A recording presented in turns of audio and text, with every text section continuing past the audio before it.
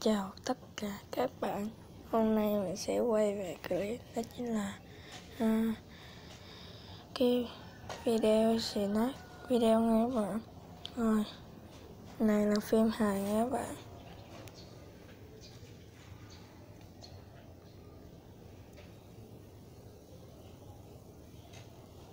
Đấy, nó lên hả các bạn.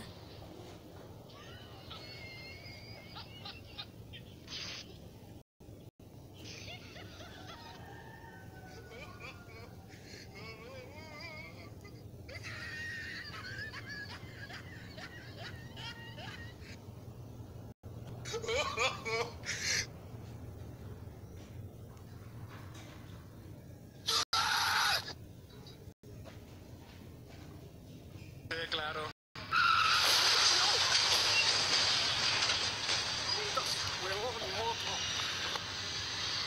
Sí, cabe a buscar. Bueno, ¿qué hubo? Ayudemos.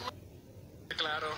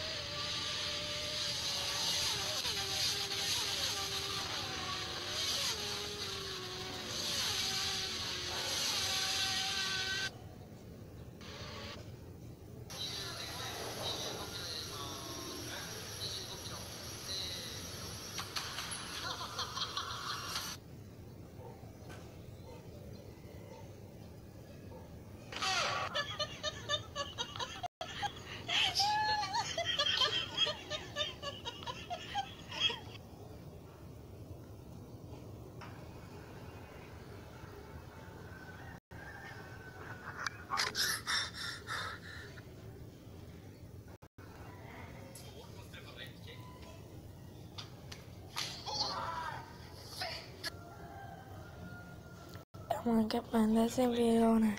Nếu thấy hay cho một like, share và đăng ký để ủng hộ kênh Carolina Tập và Pin Team.